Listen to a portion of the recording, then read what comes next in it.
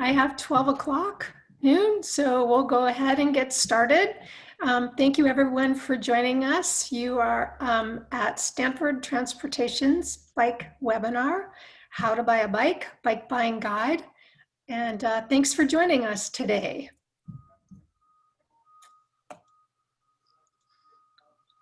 So my name is Ariadne DeLon Scott. I think I know a lot of you, and for those who have participated in our previous webinars, we thank you for coming back.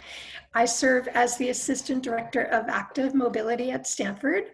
I manage our Stanford Bike program. I think everyone knows it's a designated platinum level bike-friendly university by the League of American Bicyclists.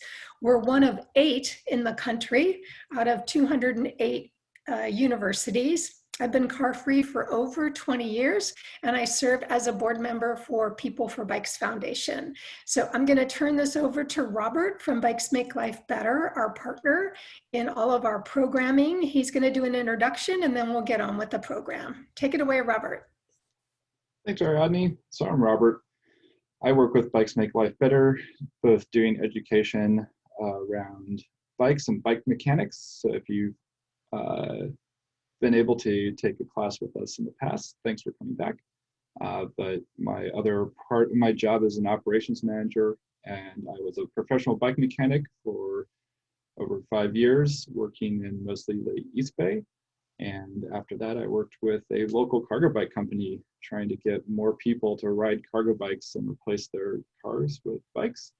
And now I get the pleasure of riding around and visiting Stanford periodically. And my favorite bike to do that with costs under $1,000 and makes for a great commuter. So we'll talk more about that coming up. Today we have a lot to run through and not a whole lot of time. So we're going to move pretty quick. Please do feel free to throw your questions into the Q&A, and we'll try to get to them as best as I can. So we're going to go through the bike landscape right now, the places you can buy a bike, types of bikes and bike anatomy, a little bit on bike fit, and then a very quick session at the end on e-bikes. And my goal is to have about 15 minutes at the end for Q&A. So if we don't get to your question as we're moving through, I'll try to pick it up at the end. All right. So the coronavirus has changed a lot about our lives.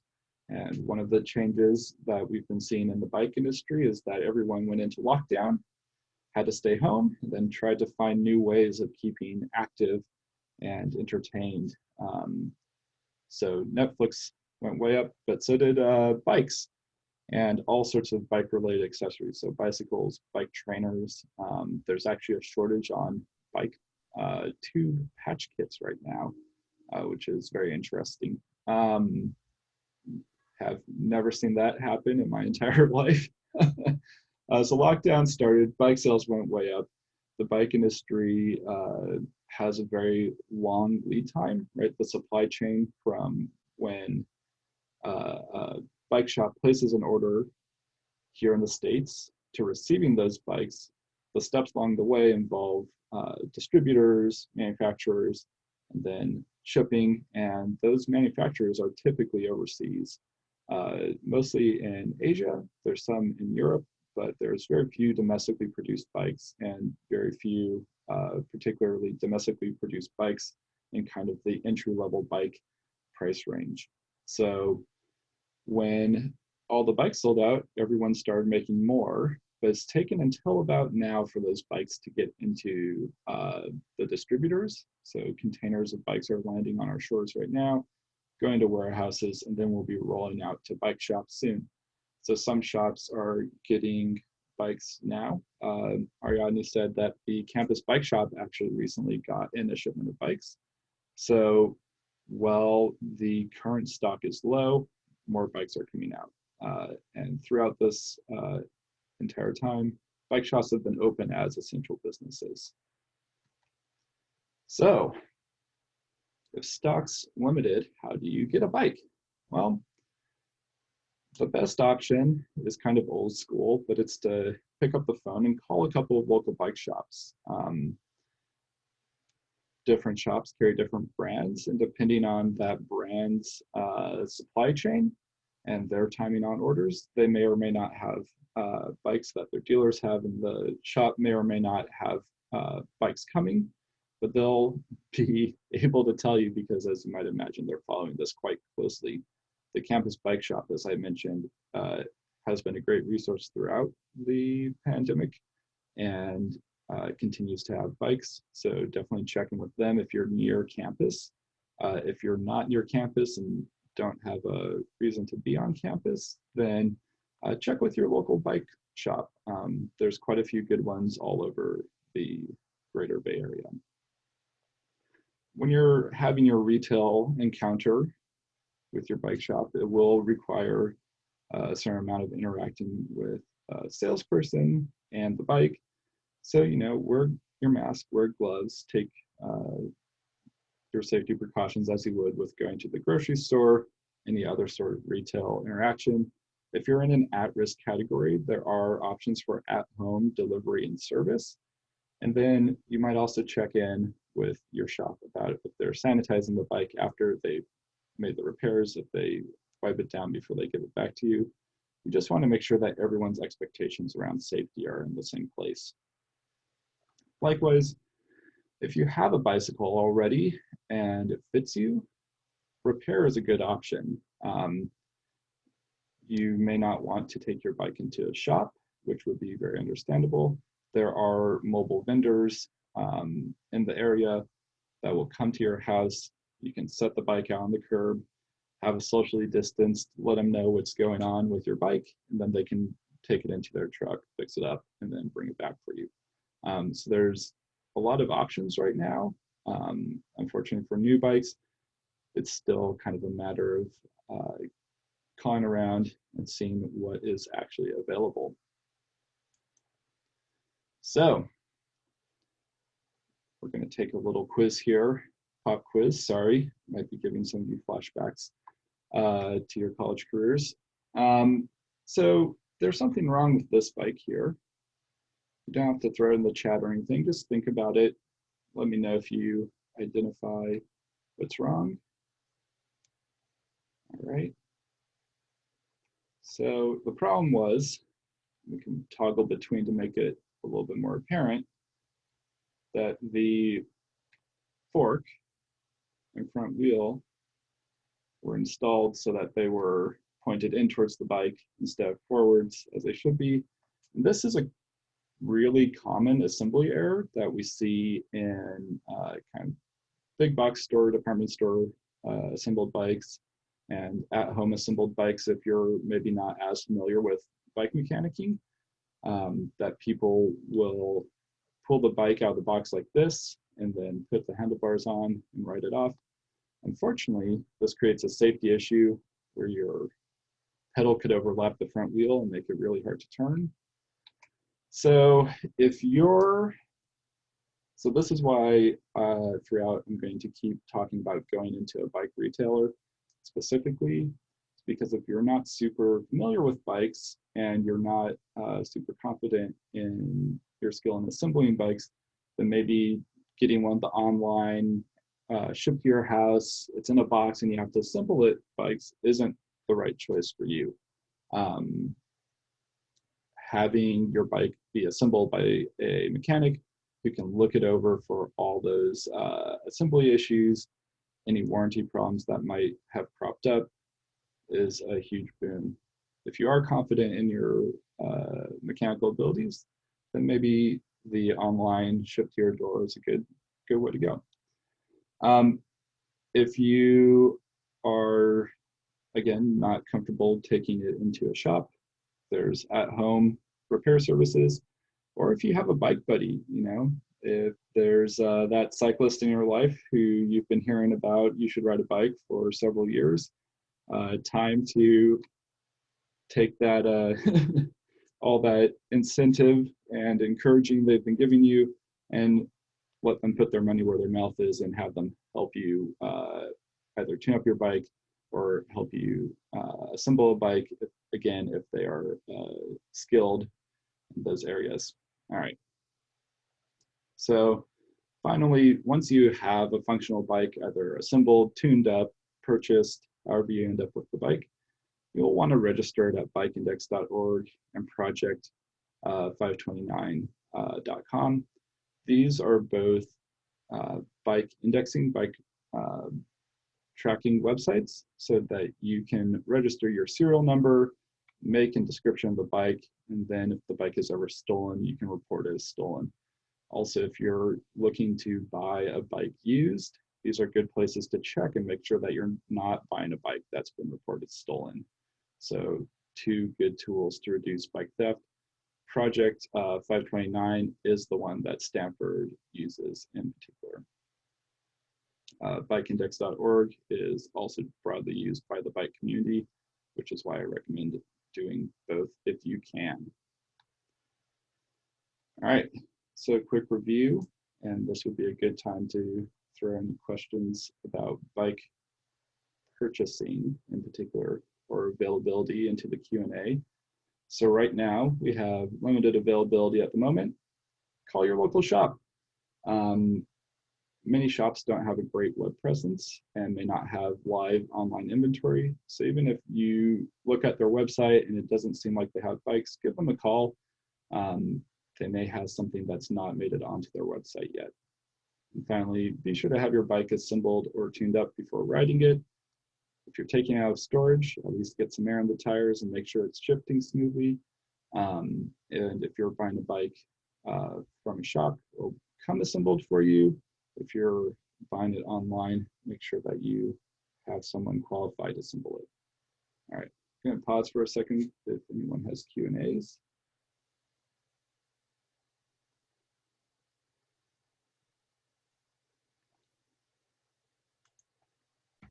I have one in the chat. Does the campus bike store deliver if you're a beginner and don't feel comfortable riding at home or your home is far away? Great question. Some bike shops will deliver, and some bike shops can connect you with services that will deliver your bike for you. So if that's an important part of your purchase, definitely give the campus bike store a call and see if they have a way to help you out with that. Another question? If you have a truck, I think they would be more than willing to help if you explained your situation. Yeah, that's the campus bike shop. Mm-hmm. Another Q&A, when do you think supply will be back to normal? Broadly, we don't know. The bike industry is now trying to forecast what 2021 will look like, as are we all, and it's sort of anyone's guess at this point. We're expecting that there'll be ideally greater inventory of bikes this time next year. We're trying to avoid having stockouts, but you know, that's right now. I don't think anyone has a great crystal ball on what the next 6 months holds for us, unfortunately. And another question, I hear prices are high right now because of the supply issue. Is this really the best time to buy? So that is one of the advantages of buying from a bike shop right now, is if they have stock, the MSRP is going to be listed. So you can see if they're inflating prices above what that bike would normally be listed as.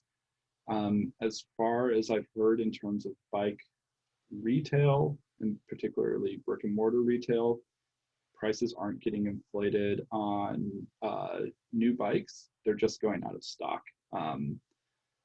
Basically, they're just selling faster than they can keep them in stock. Prices in the used market are very inflated right now, or can be very inflated right now. So if you're not comfortable with looking for a deal on Craigslist and have an understanding of what bike pricing kind of should be, it may not be the best time to buy a bike used. Retail, you can check the MSRP. All right, so we have a couple more questions about state and local laws and bike thieves. and we'll get to those a little bit later in the presentation. So I'm going to keep rolling, but feel free to keep those questions coming. All right.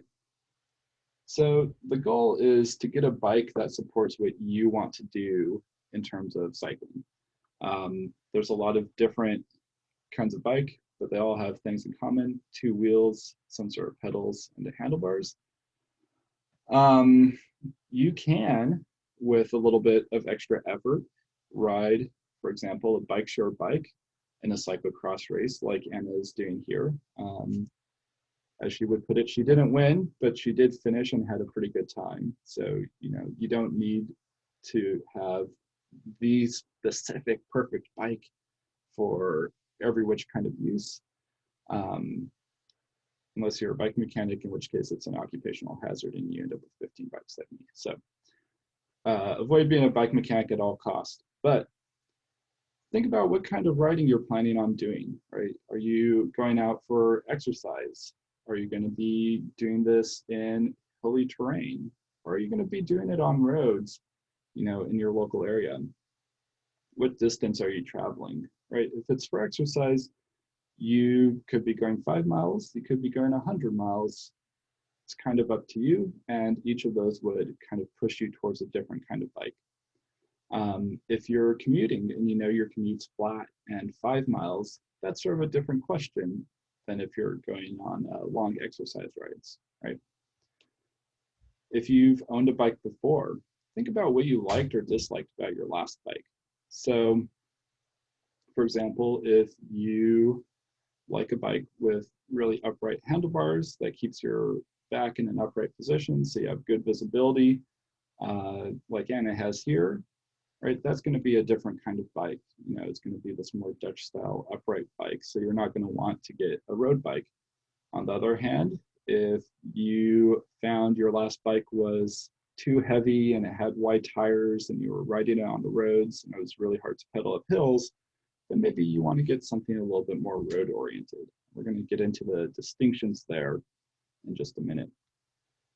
Finally, if you have a special use, right? If you need an adaptive bike, if you're carrying kids or cargo, looking for a cargo bike, there are a bunch of different options out there now to help people with different abilities get onto bikes, or tricycles, as the case may be. So if you have a particular use case, then don't be scared off from cycling. The technology is out there to help you get on a bike or tricycle, as the case may be. All right. So we're going to walk through the parts of the bike really fast. And we're talking about bike fit, and we'll do a little bit more in depth on fit later.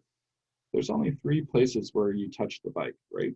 Saddle, handlebars, and the pedals. So you're going to be sitting on the saddle, holding onto the handlebars, and then the pedals are where you really put the power into the bike, and they also add a little bit of stability. So knowing the relationship between these parts tells you how that bike's going to fit you. And then in terms of everything else on the bike, that's kind of the componentry. So that's the frame, which holds all the pieces together. The frame can be steel, aluminum, bamboo, magnesium, titanium, carbon fiber, any number of materials, and they all have different applications and strengths. But for most entry-level bikes, you'll be looking at either steel or aluminum. And aluminum tends to be a little bit lighter and sometimes a little bit more expensive, although that price divide is really disappearing. So wheels and tires, right? Tires are literally where the rubber meets the road, and so they control a lot of how your bike feels when you're riding it. Brakes, if you're going fast, you need to be able to stop as well, so brake selection is important. Gears, we have a whole other webinar dedicated to shifting and gears. Suffice to say, if you're going up large hills, you're going to want more gears and lower gears. This bike here is a hybrid, so it has 3 chain rings up front and 9 speeds and the cassette in the rear. All right, so right, these are sort of the things that are going to drive the cost and performance of your bike. So keep these items in mind as we walk through the next bit, which is the types of bikes. So the reason we have different types of bikes is because there's different kinds of riders and riding. The person here is on what we would call a hybrid bike, right? So it's got skinny tires,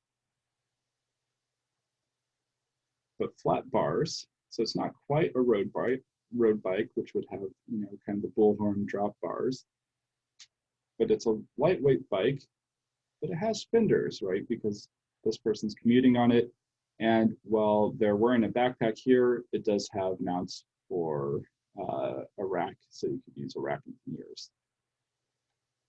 So the advantages of a hybrid, right, is you get a lot of the efficiency of a road bike. So that comes from the skinny tires, big wheels, so you get lower rolling resistance.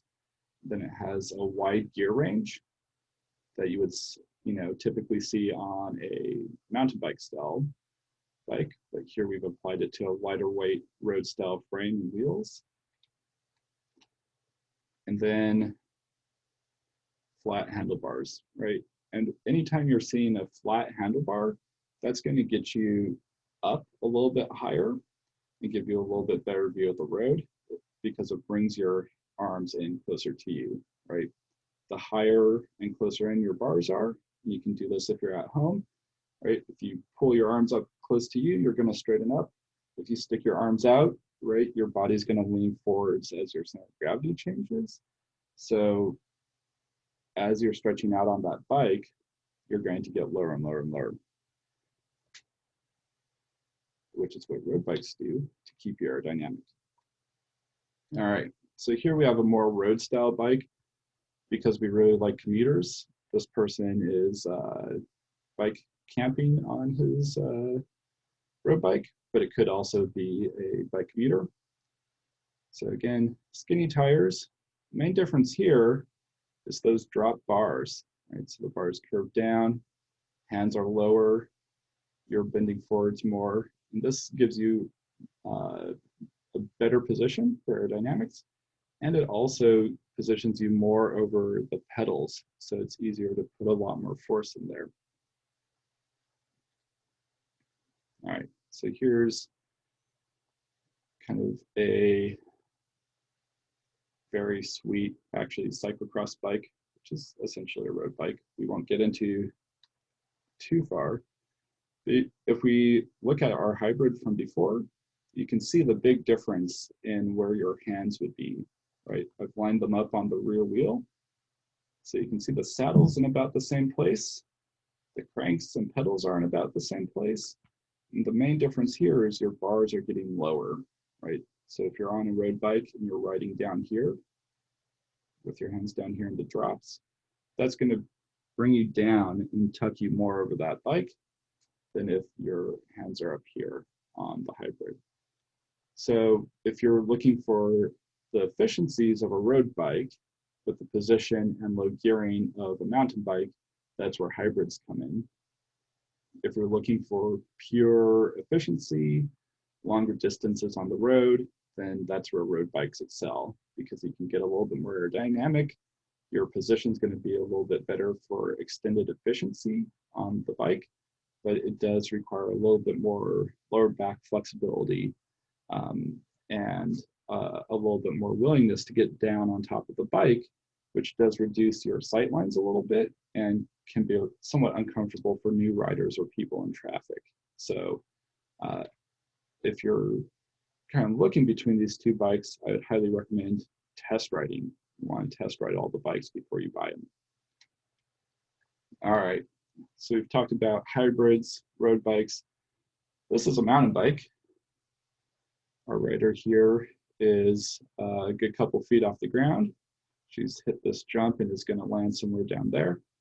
And mountain bikes have had a whole lot of technology develop around them, primarily suspension, both front and it's hard to see here, but there's a rear suspension element, shock absorber behind her foot there. But again, flat bars, right? Because they're going to be more upright and you're going to be moving around on top of that bike to balance it as you go over obstacles and terrain. And then a large gear range.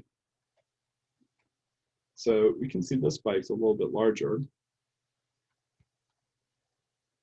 If you look, again, we've lined up our hybrid. Saddle position, largely the same. Crank position, largely the same. Even our bar position's pretty similar. So the main difference we're seeing here, we'll go back to make it more clear, is the tires and suspension, right? So mountain bikes are going to be more off-road oriented. The wider tires absorb impact well. They help the suspension do its job by conforming to the terrain and absorbing small irregularities. And then the suspension can soak up big jumps and bumps and roots and logs and that sort of thing. And you can see here, it's a single chain ring up front, but an incredibly wide ratio in the rear, right? So it's going from a tiny 11-tooth cog in the back to probably a 30 or 40, 34 or 40 tooth cog in the rear. So the range, the gear range on this is going to be quite wide, but because this single ring in the front is so small, it's going to still be oriented towards going up hills, and then going down hills, you're not going to be putting as much pedaling input. So this wouldn't be a great bike if you're planning on long road rides, right? Because you're going to be fighting the rolling resistance of these big tires. The shock absorbers add a little bit more inefficiency and a fair amount of weight. So you're not going to have as efficient of a ride if you're on pavement with a mountain bike. But if you're on trails in the hills, then this would be a great bike for you. Another thing to remember is if a bike has rear suspension, you're probably not going to be able to get a rack and panniers on it very efficiently. All right, so there's our hybrid again. One other physical difference is mountain bikes will tend to be a little bit longer, which makes them more stable. But the more stable a bike is, the less easy it is to turn. So if you're looking for really quick handling, again, that would be more towards a road bike. If you're looking for more stability, slower handling, that pushes you towards hybrids, mountain bikes. All right. There's one last kind of bike that I want to hit, which is perhaps often overlooked, but is of great benefit if you're needing to commute, which is folding bikes. So folding bikes are the most different of all these kinds of bikes, right? You can see tiny wheels, cranks are in about the same spot, handlebars are a lot closer, frames all different, but the advantage of the folding bike, right, you can fold it up and take it with you. So this turn here is very similar to the bike that I take to Stanford on a regular basis. I think it was probably about $600 new. It's very simple, but it's a bike that I can fold up and take on BART, take on Caltrain. If I'm car commuting, I can throw in the back of the car, park somewhere, ride in. Don't have to fight for parking spaces right in front of wherever you're going. So they're a great option, particularly if you're looking at multi-mode transit. They do have some drawbacks, right? The smaller wheels are a little bit less efficient. They're also less good at absorbing impacts. So you're probably not going to want to ride your folding bike hundreds of miles, although people do. There's perhaps better options out there, unless you're very much constrained by being able to fold the bike. Another thing to note is that in the current instability in bike availability, bikes that are less standard or a little bit weird, so folding bikes, recumbents, other kinds of not your typical, hybrid bike. Those bikes are kind of the last ones to sell out because people are less familiar with them. So if you're looking around and the only thing the shop has in stock is a funny looking little folding bike, maybe take it out for a spin and see if it's going to work for what you're doing. It might surprise you in terms of its capability. All right, so that's generally the different kinds of bikes. And again, we're trying to find a bike that fits what you want to do with it, right? Don't go out and buy a bike and then try to adapt what you're trying to do to that bike. It's really much better if you're looking for a commuter bike, get a commuter bike if you can. If you can go and buy a mountain bike and turn it into a skinny tire commuter road bike if you want to. A lot of these parts interchange. That's the great part about bicycles. You can push them in all different ways, but it's going to end up being a lot of money and it's not going to necessarily function as well as something that would be off the shelf. So let's take another pause. Any questions on bike kind of anatomy or different kinds of bikes?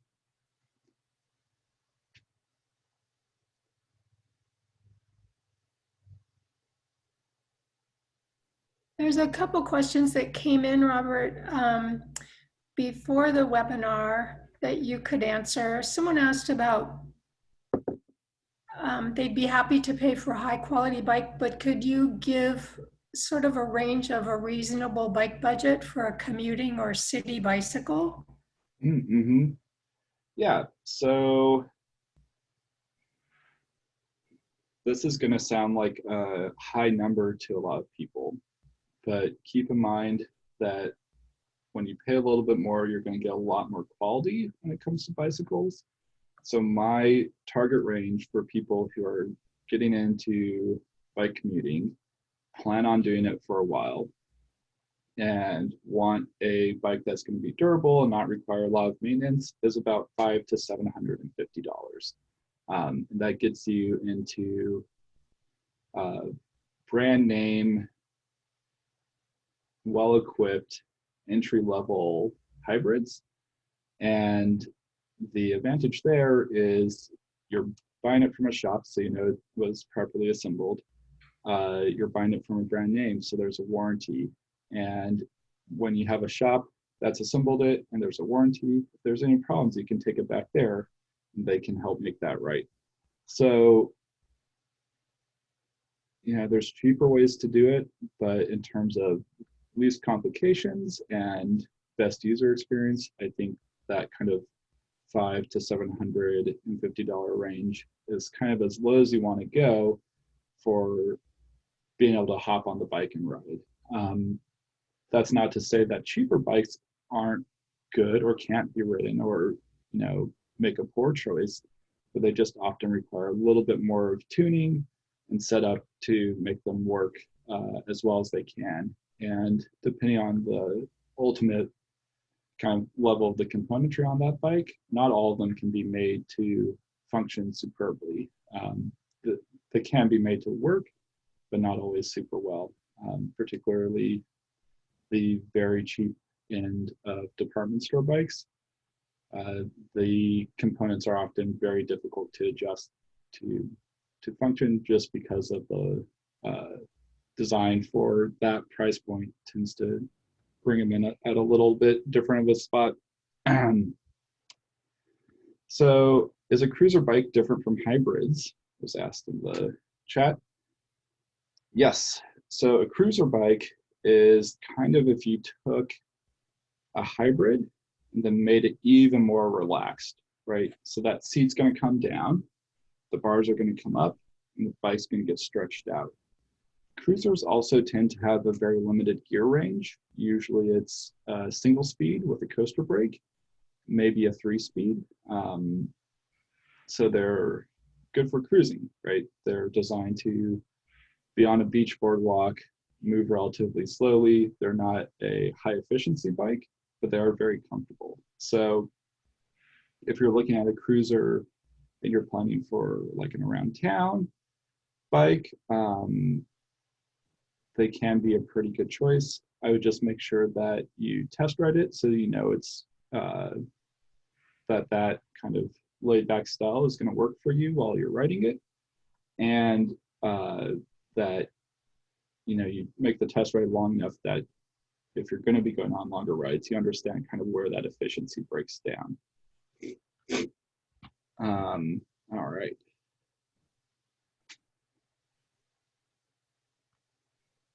So what's the difference between various bike brands? And brands like Trek and Specialized seem more or less the same. Yeah, so bike brands are kind of like hat or helmet brands. Ultimately, their goal is the same. They want you to have a bike that works for whatever you're doing. They all make relatively similar bikes. So if you're at a Trek store or a Specialized store or a Cannondale store or a Giant store, generally the big names are going to have a road bike, hybrids, mountain bikes, you name it. Their advantage is generally that they put more money into research and development and making sure the frames work really well, and that they support the shops with training and education and warranty support. So that would be the advantage to go with one of the larger bike brands. But it isn't, I would say, in terms of the differences between them, it's more kind of design philosophy, branding. It's kind of like the difference between Ford and Chevy. People will die on either side of that argument, but at the end of the day, if you're just looking for a vehicle, bike or car to get you from A to B, what brand it is matters less than does it fit you, does it ride the way you want it to, because if you're meeting those two requirements, then you're pretty good to go. All right. Question in the chat: what do you recommend for a complete novice? Any reason not to get a folding bike if you are not playing long rides? My broad recommendation for a novice would be a hybrid bike, either kind of get back up here, right? Either sort of this high top tube style, right, on this green bike, or you can get hybrid bikes with a lower top tube if you have some flexibility or mobility issues that can make it easier to get on and off the bike. And the reason for that is hybrids, because they are sort of the best parts of road and mountain bikes, are very versatile, right? They're not necessarily the best bike for taking mountain biking or the best bike for going on a 100-mile ride, but they do work really well for most things. So if you are a novice and don't necessarily know what kind of riding you're going to be doing, they don't lock you in super hard into one way of riding or another way. So usually I would say you can get a hybrid, you can add things to it like racks and baskets. If you're more around town, you can take things off of it. If you're looking to get a lighter weight bike for going on longer rides. So if you're not sure about what you need, then a hybrid's a really great place to start. Again, take it for a ride and see if it works for you. Second question there is, any reason not to get a folding bike if you're not planning long rides? Yes. So the reason not to get a folding bike if you're not planning long rides would be as if you ride it and you don't like the handling, right? Always you want to test ride it and make sure that bike feels comfortable and right for you. Personally, I wouldn't say relatively aggressive rider, but I've been riding bikes a really long time, and I'm very comfortable with quick handling bikes, right? It doesn't bother me that I can turn really quickly on a folding bike or a road bike. For some people, depending on the folding bike, that short wheelbase, right, the tiny geometry of it and the small wheels lets you turn faster than some people prefer. So I'd say there's not a, like hard line I can draw there and say, if you're, this kind of person, just don't get a folding bike. But I would say definitely be sure to test ride it before you get it, as with any bike, to make sure that it feels the way you want it to. Because you don't want to end up with a bike that doesn't feel safe or fun or feel like the thing you want to ride, because then you're just not going to ride it. The point is to keep riding the bike after you buy it. They don't do any good if you're just looking at them. But I'm going to answer one more question that came in too. They Mm-hmm. asked for venues to purchase a high quality used bike. And so I just Mm-hmm. wanted to share that the campus bike shop on campus, they do have some road bike demos that they sell. And also some of the other bike shops like Mike's Bikes, they have demo bikes as well. They're usually posted online. Um, I would stay away from Craigslist just because of the unknown factor of the bike potentially being stolen or not being sold by the legal owner. Um, and then there's also, we'll include in the resource list we send out, there are a couple other venues for used bikes, and you can check with those suggestions as well. And I don't know, Robert, if you have any ideas about online or store demo bikes. Yeah, I think demo bikes, particularly from bike shops, are a great option for a high quality used bike. Having maintained demo bikes before, right, as a shop, you want everyone who goes out on that demo bike to have a great experience. So you have to maintain it well, because if people are going out and that bike's falling apart or breaking, that's not a great user experience. They're not going to buy a bike. So shops that are selling their demo bikes tend to maintain them pretty well. I would stay away from bike rental fleet used bikes. Those bikes tend to get ridden a lot and tend to not be maintained as well, or tend to kind of get disposed of at the end of their like functional life. So I'd stay away from bicycle fleet sales, but bike shop demo bikes are a great option. Um, and to echo Ariadne's point about Craigslist, Craigslist is a great place to buy things if you know what that object is supposed to be and do. If you're new to bikes and not familiar with the pricing or how to do a basic mechanical inspection on a bike, it's an easy way to get taken advantage of, just because there's no quality control when it comes to Craigslist. All right, so we're going to move on real quick into bike fit. So there's a general rule of thumb for bike fit, which is if you're standing over the bike, and here we have a road bike. So if you're standing over the bike, you want to have at least 1 inch of clearance between yourself and the bike.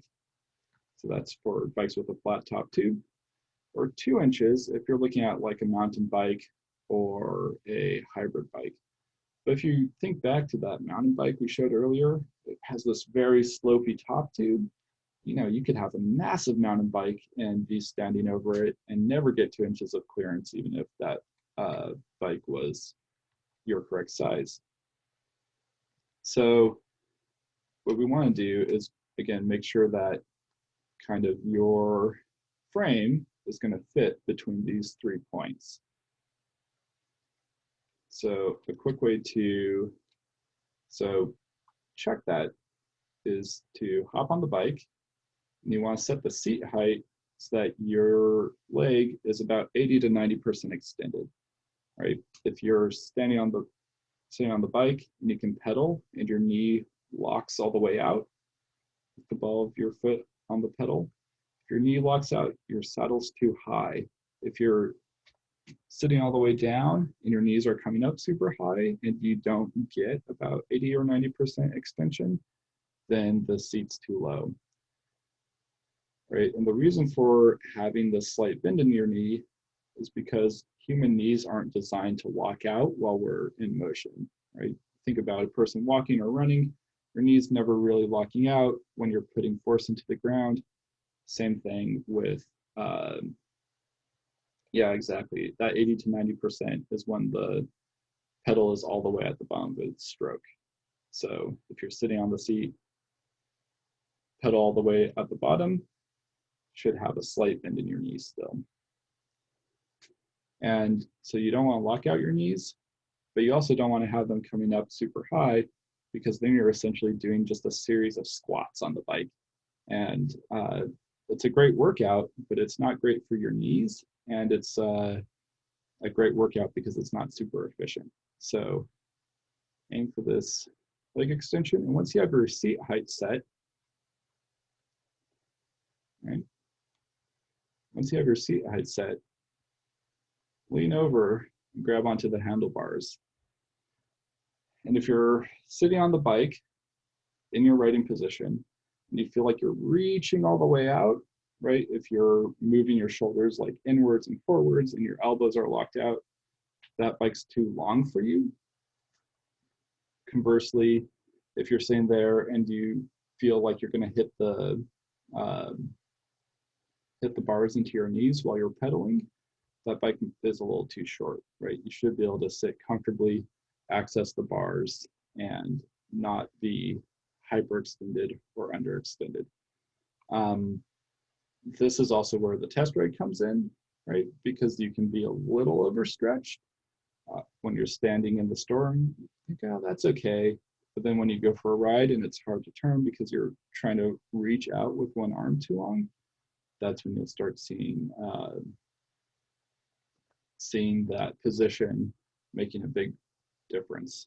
So again, set your seat height correctly and then work on your reach, because if you're down super low, your bars are coming in close because your saddle's down and in, then you're not going to have a proper sense for that reach.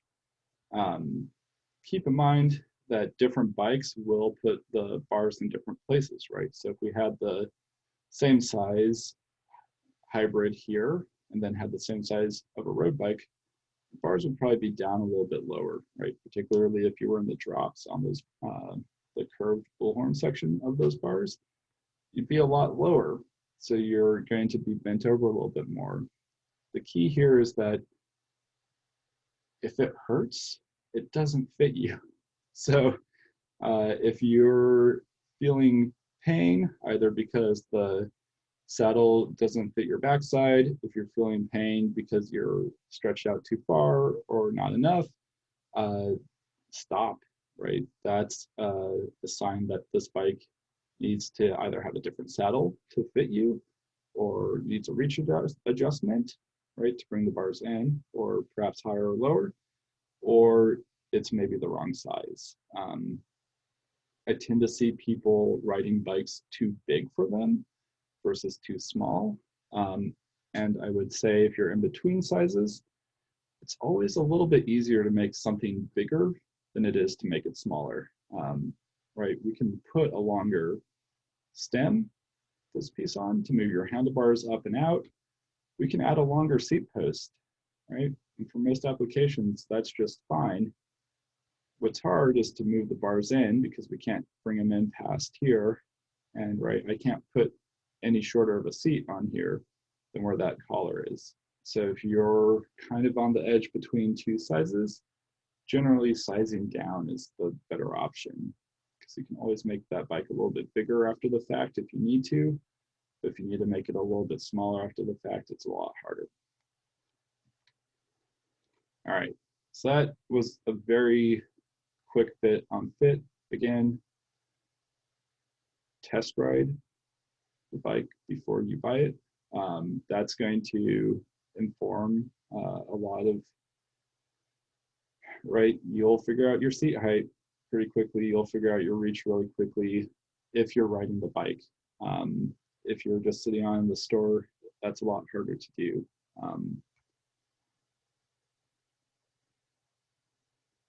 Make sure the pedals grip your shoes. You know, if those pedals are super slick and you feel like you're going to slip off, those can be changed really easily.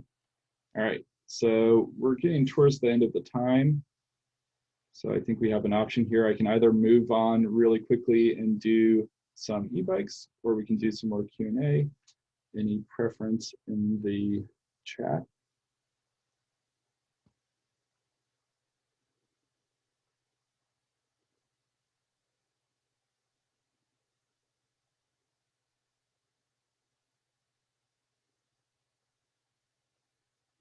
All right, we've got one vote for e-bikes. We'll move into e-bikes really quickly then. All right, so electric bikes. Electric bikes are fantastic, right? They take a standard bike, add a motor to it, add some batteries to it, and they help increase your range.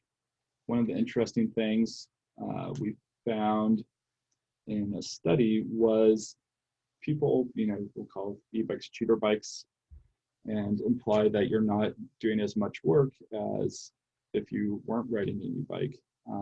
A study found that for most e-bike riders, they put in the same amount of effort as they did on a pedal bike, but they just got there faster. And because you're moving a little bit faster, just a couple miles an hour average, then you're also a little bit cooler, right? Your sweat evaporates faster, so you show up a little bit quicker and a little bit less sweaty, which is the huge advantage of e-bikes. All right, so the way to think about e-bikes is, right, they come in all the same categories as regular bikes. Any bike you can think of, you can get it with an electric assist. So if you need an electric road bike, mountain bike, hybrid, folding, electric cargo bikes in particular are a great chocolate and peanut butter combination. Electric hybrid bikes also exist. In California in particular, and this is model legislation that's been adopted in many other places, we have 3 classes of e-bikes. Class 1, it's legal on any paved surface that a regular bike can operate on, but it's limited to 20 miles an hour, and that's with pedal assist, right? A class 2 has the same, and pedal assist means that when you're pedaling, the bike can give you an assist. There's no separate throttle, so you can't tell the bike to give you an assist. You have to be pedaling, and then the bike bases its assistance level on how much you're pedaling. Class 2 is kind of the opposite, right? Instead of having pedal assist, where you have to be pedaling for it to go, Class 2 can have a throttle. So that lets you, again, assistance up to 20 miles an hour, and then you have a throttle. Class 3, and this is where the distinction between pedal and throttle becomes important. Class 3 isn't legal on multi-use paths unless your municipality has made specific ordinances to allow it, which most of them haven't. Helmets are required, right? So for the other 2, helmets are very much recommended, but not a legal requirement. Class 3 can assist you up to 28 miles an hour, but with pedal assist only. So if you have a throttle bike that can go 28 miles an hour, it's a moped, right? Class 3 is pedal assist only. So if you're looking online and the retailer doesn't say what class of bike it is, and then it's going 28 or more miles an hour and it has a throttle, you're looking at a class 1, 2, or moped. Those aren't bikes. They're a lot of fun. I ride motorcycles as well. I would recommend it if you want a motorcycle to get your license and do that, but don't get an illegal e-bike. It's just going to make things tough for everyone else. And with the higher powers in the kind of unregulated e-bike scene, you can get into some trouble pretty quick. They stop handling like a bike. The upside of particularly class 1 bikes The assist is enough to help you out. It's not enough to get you into trouble, right? It's going to handle like a bike. Same with class 2, it handles like a bike. Class 3, it still mostly handles like a bike. Start going faster than 28 and it starts handling like a motorcycle and requires different training. It's not intuitive. Finally, when we're talking about e-bikes, support is a huge deal, right? You're adding a motor, batteries, and a controller to your bicycle. You want to make sure that those components all have warranty. They all have maintenance requirements. So make sure that whichever shop you're buying it from or online retailer, make sure that they have some sort of way for you to keep that bike maintained. And one of the big hidden costs is having to, if you have a battery problem, ship it back to the manufacturer. And that's pretty common in online e-bike sales. That is tough. You can do it, but you have to take it to a hazmat shipper. Lithium batteries are hazardous materials when they're that big. So, you know, ideally, if you want really good support, buy that e-bike locally. It'll make your life so much easier. And those local dealers will often have at-home delivery and service because the bikes are heavier. It's hard to get them onto your car. So they have developed support networks so that you don't have to transport that as much. All right. So that's a very quick rundown on e-bikes, and let me know if you have further Q&As. Robert, I can ask one question just to address. Most of the local shops now carry the big brand names that sell e-bikes, like Specialized in Canada and Track. But there's actually a really nice e-bike only store in Sunnyvale called ELV Motors. They specifically sell e-bikes only and have a really good selection. And Doug, the owner, is very patient. So it might be a good place to go in just to get a feel for the different types of bikes because he carries many different brands. And then from there, you'll have a more comprehensive idea of what kind of bikes are out there and what you may tend to like more before you pursue going into a regular bike shop. Yeah, that's a great piece of advice. And I would say, kind of to echo our earlier statements, e-bikes, same as regular bikes, you know, you really have to test ride them. So go to your local shops. The New Wheel in San Francisco, if you're in the north part of the Bay, is another locally owned great e-bike only shop. So yeah, definitely if you can, always be test riding these bikes before you make a purchase. Oh, they're asking, we'll put it in our resource list, but the name of the shop is ELV Motors in Sunnyvale. So it's e-motors, yes. And then I did want to just reply quickly, and we'll add more details to this question in the Q&A, but someone had mentioned that they crashed on their bike many years ago and broke their clavicle. That's their collarbone. And I think I've had a similar crash where I broke my collarbone. I don't know, Robert, if you have. It's a pretty common injury. Some professional riders say that if you break your collarbone, it's a good sign you know how to crash because most people put their arm out to break their fall and you heal quicker with a collarbone than you do a broken arm. But it's a painful injury. And they asked about tips about recovering and gaining confidence. And just for people that have crashed on a bike before, just take your time, you know, start out slowly. You know, if you feel uncomfortable on a road bike, you might try riding a tricycle first to just make sure you have your sense of balance back. There are bikes, different types of bikes where you can ride a bike standing up. There's a strider type bike. And then, you know, I would also just make sure you build up your upper body strength, especially your shoulders and your arms, so that when you do get on a bike, you have a sense of strength and power in your upper body. And that'll help you stay more balanced on a bike and help you be more upright.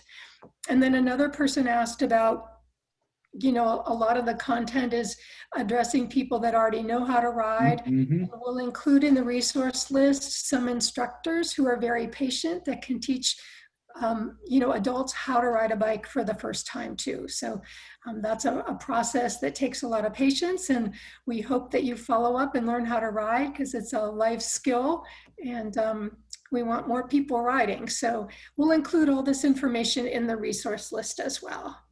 Yeah, and on the adult learn to ride, Bikes Make Life Better has done a lot of adult learn to ride at a bunch of our different clients, and it's one of my favorite classes to teach because often people find it to be more fun and easier than they expected to learn how to ride, and it's usually just a quick morning class to get you up and balancing on the bike, and then there's additional skills that come later, signaling and looking around, but in terms of the basic mechanics, it's a really fun class to teach. So if you don't know how to ride, I'd say definitely go take a class, and it's a good one.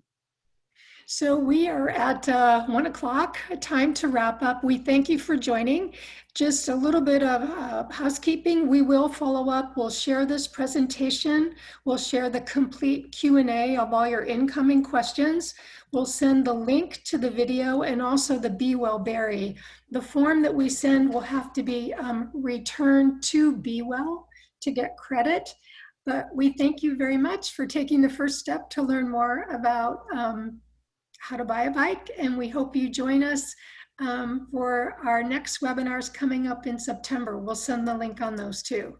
Thanks everyone. Thanks Robert. Have a good day. Thank you everyone. Thanks, Ariadne. Bye.